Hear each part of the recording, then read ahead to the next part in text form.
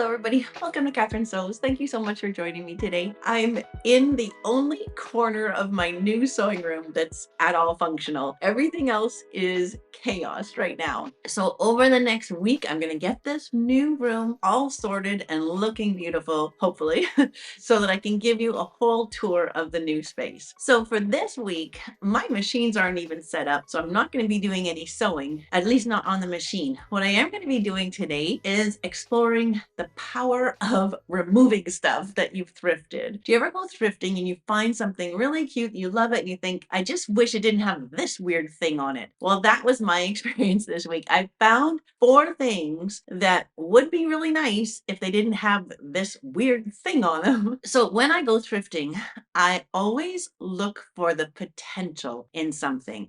And sometimes that's hard.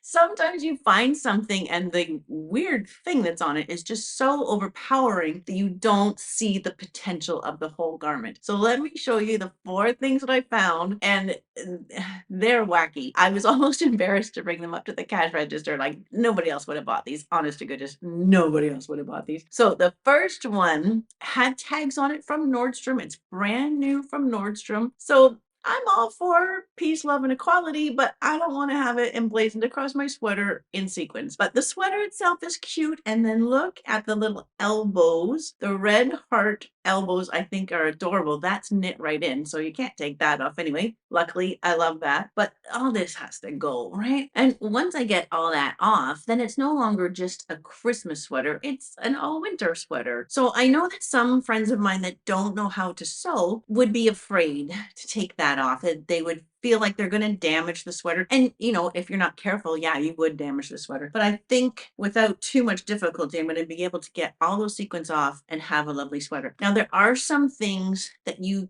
can't really remove. Something with a heavy, heavy embroidery on it, like a logo, I would not recommend buying that in the hopes of taking off that embroidered logo. You will just have a big patch of mess there. So unless you have some great idea of something to put over it, I wouldn't go anywhere near that. Another thing that I found had like an embroidered patch of a little heart that was cute, but I didn't want it on the cardigan that I was looking at. And so I thought, well, that patch would come off easily. But when I looked closely at the inside, I could see 2 little punch holes that were there to guide the sewing machine operator to know where exactly to put that patch. So that one I didn't get. I also looked at a linen shirt, really, really nice. I thought without the little pocket flaps, it would be much nicer. And without the sleeve tab, right? It had one of those tabs where you can shorten, like roll up the sleeves, and usually that's just a button which you could remove, but this one was a snap, which is going to leave a hole, and I just didn't want to get into having to deal with that hole. So there are some things that you might want to remove, which would not be a good idea. But let me show you the other 3 things that I got that I think will turn out well, that have crazy embellishments that I can remove. So this is a super cute t-shirt from Anthropology. So that I think is quite inexpensive, or at least a well-known brand. But I just really dislike the ribbing. That ribbing just does not look good with these flowers. So I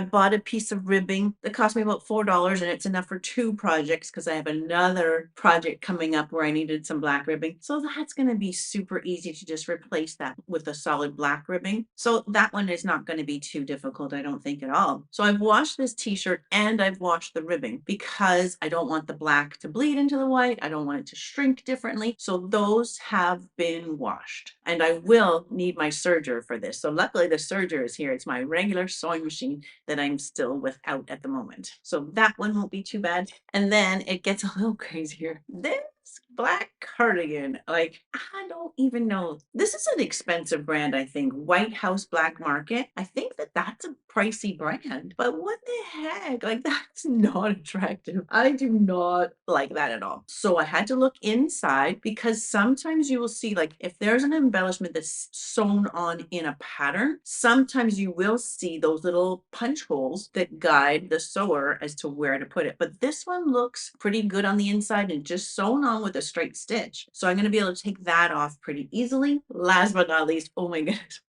I do not know what happened in this one. Okay, nice little orangey red kind of tomato color turtleneck. What the heck? like, that is not successful. That is not, I guess that's why somebody donated it, right? I can't tell if it came that way or if somebody just tried their hand at embellishing, but you're not done. That is not finished and not, no, that, no, that, so that's all gonna come off. You never know the story that the clothing comes with when you're thrifting, but there's a heck of a story there, I'm sure. Okay, so that is my job for today. My sewing stuff is all a disaster, but I do have my handy dandy seam ripper, and I'm just going to start with picking some of these stitches and making the world a better place by taking off some of these horrendous embellishments. So here we go. So I'm just turning it inside out. And you do need to have a good seam ripper, right? I mean, you could very easily damage the knit. So I want to set myself up with my good seam ripper, which has a nice pointy, skinny blade. And another thing that's going to be really handy is my little folding magnifying lamp. If you don't have a magnifying lamp, then hopefully your eyes are better than mine. But this little magnifier is fantastic. So I have both of these linked in the description, just especially to get started with the first little pick of the stitch. I need help there. Once I get going, then I can pull threads and not worry so much about damaging the knit. But getting that first little stitch, that's the hard part. Good. So that looks like it's going to come off pretty easily. And then I can see a little bit of a line from where the stitching was, but on a sweater knit like this, I'm really confident that that's just going to steam right out. I'm not worried at all about that. Alrighty. Same thing on this one. I'll just be using that little magnifying light to help me find that first stitch, pick that, and then I can start pulling threads. Once I get a little gap, then it's so much easier, right? I can kind of just separate out layers and pick the stitches in between the layers. So just getting that first little opening is kind of the dangerous part where you could really damage the knit if you weren't careful. But once you get that little opening, then it really isn't too bad. It's just a matter of like a little bit of time, a little bit of patience, and just picking away. I haven't washed these three yet because I just don't even know what they're going to look like after they're washed. And I wanted to show you before they potentially get destroyed in the wash. Anytime I thrift anything, I wash it right away or have it dry cleaned if it's a special care thing. But I'll put these in the washing machine on the gentle cycle and then hang them to dry. All right, so all of this malarkey came off the sweater pretty easily. It wasn't that bad, just some careful stitch removal. And you can see the pinholes for sure. But when I wash this on gentle and hang it to dry, those little holes are going to disappear. I don't think there's any actual damage to the knit. And if there is, I can catch it with a needle and thread, but I think it's looking pretty good. So yeah, you can still see a line here, double line there, right?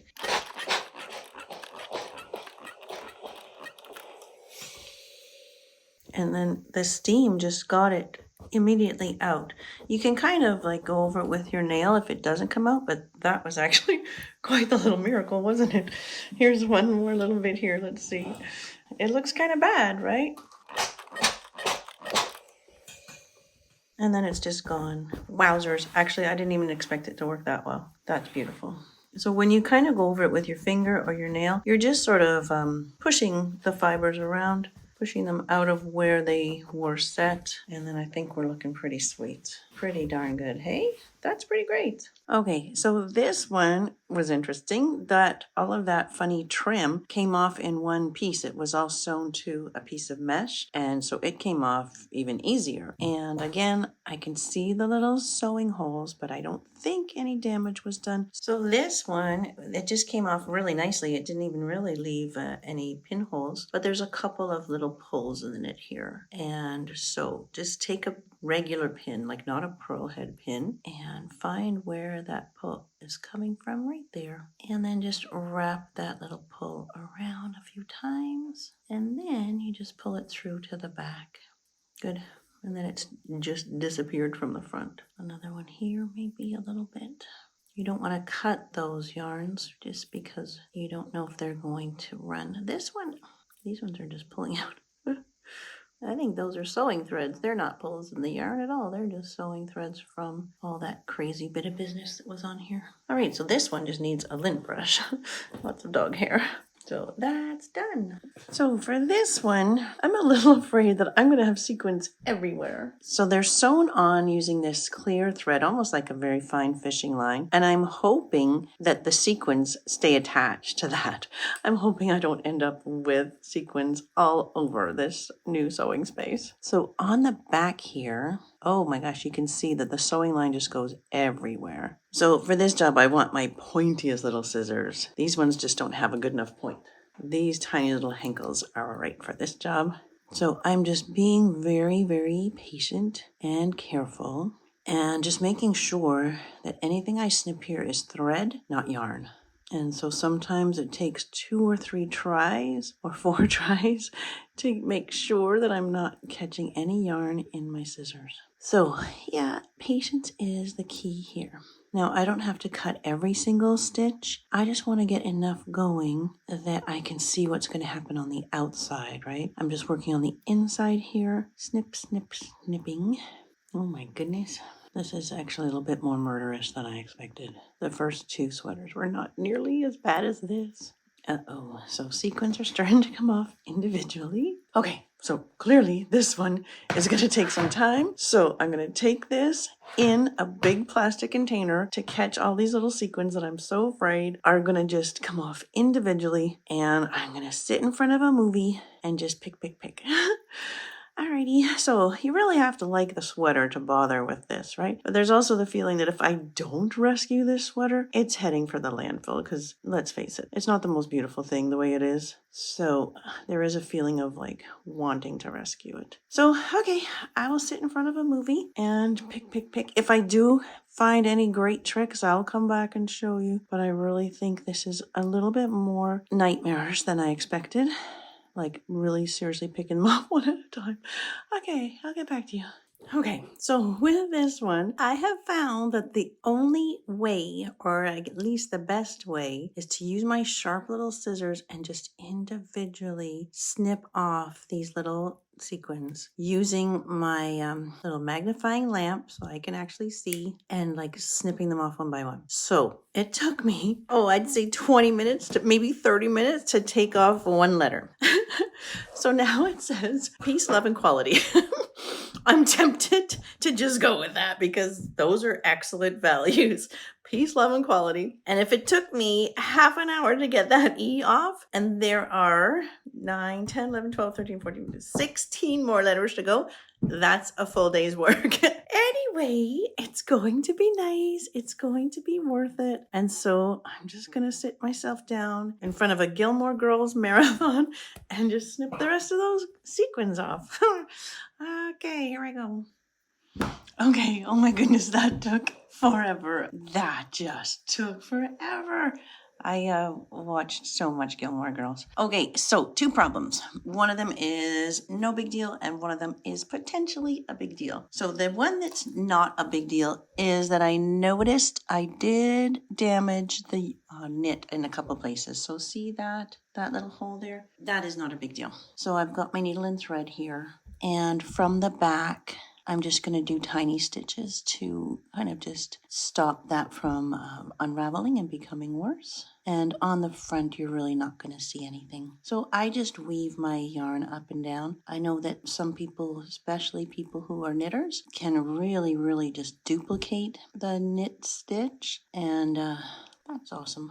But for me, I just go up and down, and then I go across and kind of like weave my needle up and down over the stitches that I just did. So I'm doing this from the inside, and I'll just check the outside and make sure that looks pretty good. In fact, I can't see it. It's somewhere. I think it's right there. But that's pretty good, right? Alrighty. So I'll check for any other little tiny holes. I think there might be at least one other. And to finish off, I just make a last little stitch, put my needle back through that loop. So any other little holes I'm going to get. The other thing is on the back, there's a lot of the bobbin thread that still can come out. Yeah, all of that can pull out. Okay, but the problem that is potentially a big deal is that piece was done in green sequins. And I think even on the camera, you can see I've very faint outline of the word peace stained in green. So I don't know.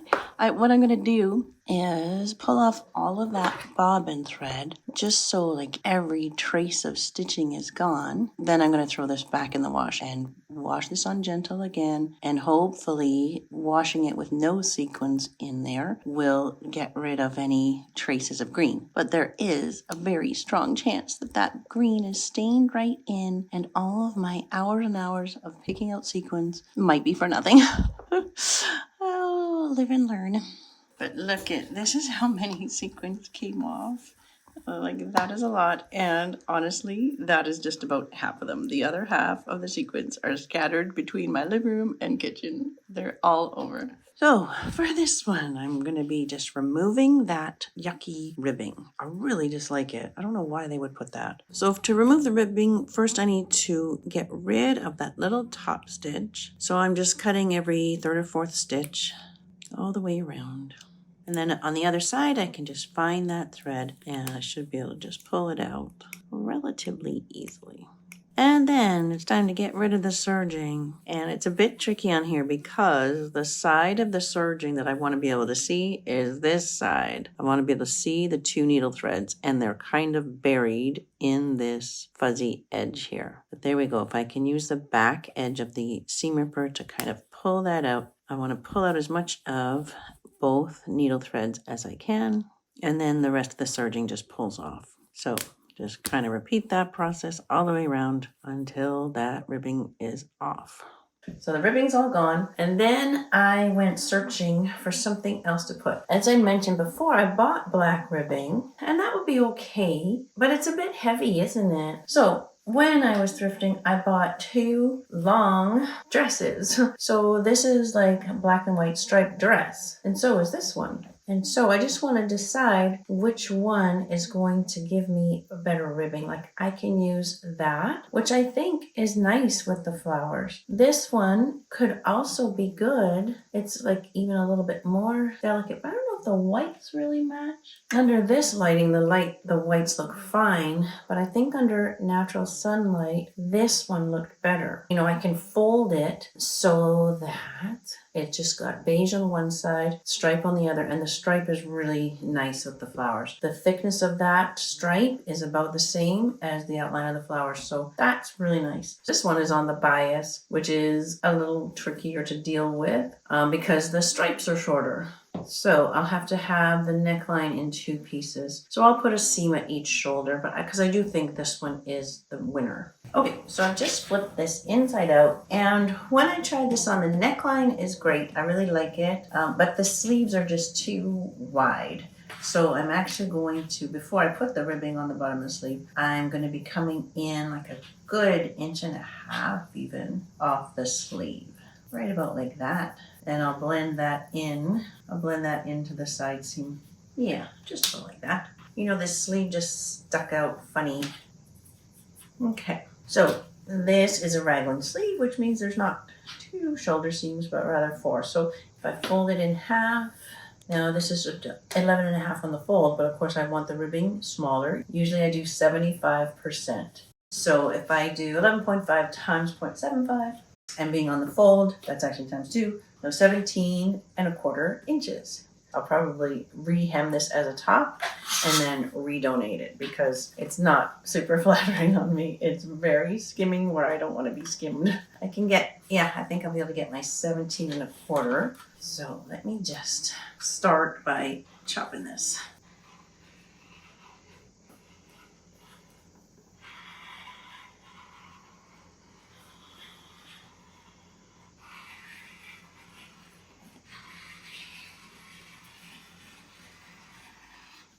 If I kind of line those up and cut them on the same angle, and then flip that down to be right sides together, that shows me where to join that. But then, is this too wide? Yeah, it's about 2.25 wide, which is wider than I would normally go. I think I'll join it and then trim it down. So I do have my serger here, so I'm going to serge those. And before I go to the serger, I might as well cut the ribbing for the bottom of the sleeves. So with the sleeves being taken in like that, that means I have 7 on the fold. Yeah, I could still go less. So 7 on the fold is 14. I want 75% of 14. So that is 7 plus half again. So plus 3.5, 10.5. Okay, so I need 2 pieces that are 10.5.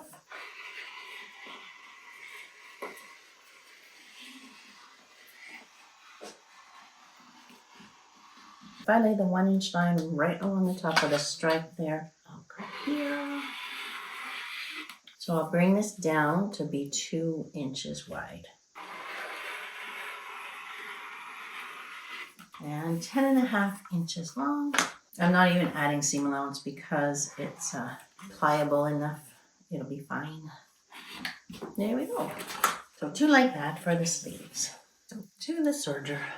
Okay, so first of all, I'm going to serge off that extra bit of sleeve just to make that a little bit neater looking.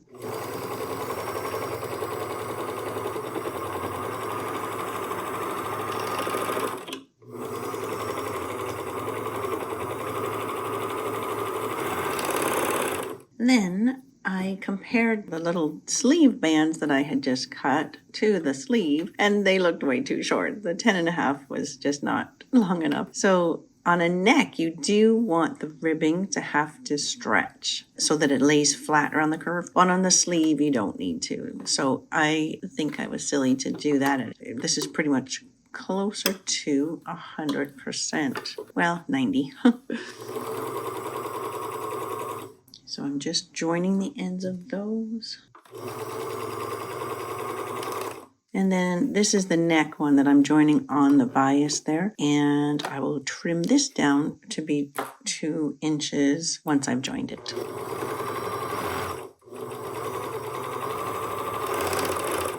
Okay, that'll do. So the sleeve ones will go to the iron. The neckband is coming back to the cutting table. So now I can cut this whole band down to 2 inches wide.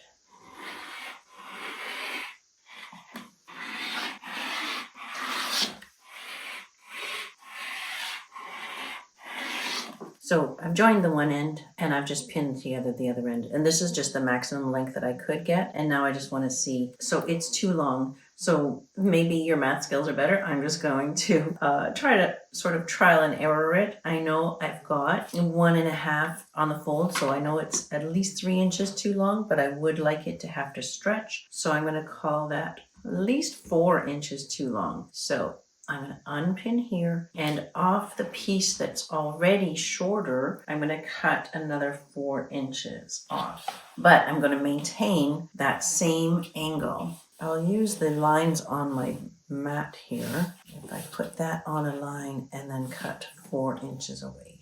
That looks like so much, doesn't it? So then back over this way. Yeah, that's good. It'll have to stretch just a bit. Perfect. Okay, so I'll serge that and then we'll go to the iron.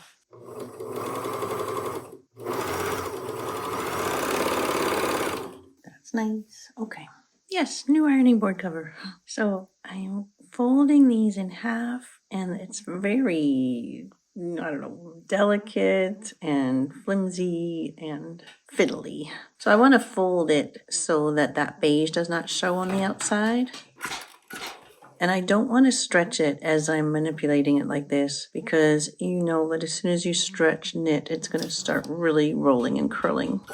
So I'm just handling it lightly and pressing so that I just see the shadow of the black line so that I know I'm not seeing the beige on the outside. That looks good. Okay, 2 like that. And yeah, I could have definitely just cut this on the straight of grain. And I didn't have to do that little bias join, but it was fun and it looks nice. And I hope anyway, that it'll kind of make sense with the raglan sleeve lines. Good, so there's the neckline. So the sleeve bands, easy peasy. This is the right side that I want to show, so that's going inside, right side together. The t-shirt's inside out, so I'm getting the right side together, seam to seam. And then this just has to stretch just a tiny bit to go across. Okay, And then the neckline, because it's so much bigger, I quarter marked it. So just by folding it, bringing seam to seam, I've got it marked in 4 separate sections. And then I did the same on the neckband. So that is also quarter marked. This higher edge is the back, and that's where I want where the 2 seams are. So again, it's right side together like that and matching up my marks. So you see that neckband will have to stretch a little, and that's what we want. It has to stretch enough to be able to lay flat as it goes around the curve of your neck. It's not like the sleeve that just has to hang down straight. So we need this to be a little more stretched. Okay, that seems like it'll be good. I'm going to serge that and then try it all on. And I'm starting at the center back.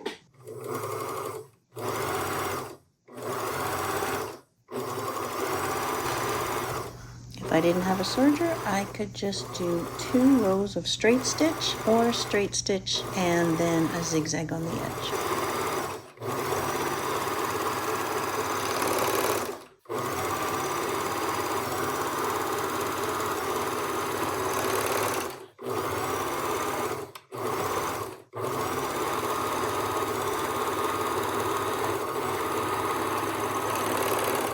Oh my gosh, yes. I like this so much more, right? It goes so much nicer with the flowers than this crazy one. So I'm really, really happy with that. I wobbled a little bit right in there, and so my stripe isn't following perfectly.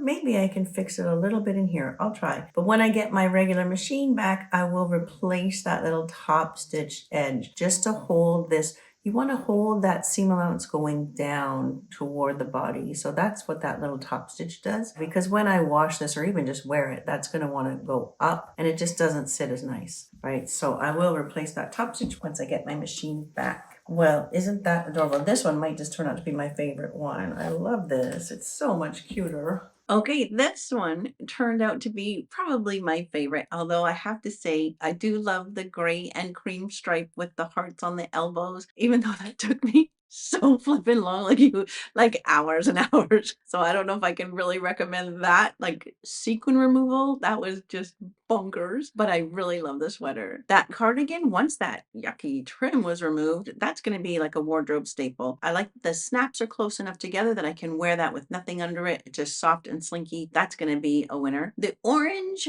turtleneck, maybe not my color, but it certainly is an improvement. And I like that that orangey red, I could actually wear under the gray and cream stripe. So, but this one is definitely a strong favorite. I just think that's super cute. Now I love this. So thank you for sticking with me as I'm trying to get this space set up. You did notice that I brought down my plaque from YouTube to signify 100,000 subscribers. So this corner is definitely my favorite corner, but the rest of the room is coming along. So there are 2 reasons why this video was late this week. One is that I've been working on this room so much. It's just really been a massive deal to try to move my whole sewing space. But the other reason was those bloody sequins. So I think that wraps it up for today. Thank you so much for being with me right till the end. I always love that so much. And next time I see you, I will definitely show you the rest of the room. I'll get it together somehow. Right now it's just cuckoo. But next week I will definitely give you a tour of my new sewing space. I can't wait to show you. So until next time on Catherine Sews, you take care. Wake up, really gonna rise with the sun. Step 2, get some good, some food in you. Step 3, think real hard about what you wanna be. Step 4, everybody just do your thing. Wake up, today's gonna be a good day. Wake up, today's gonna be a good day. Wake up.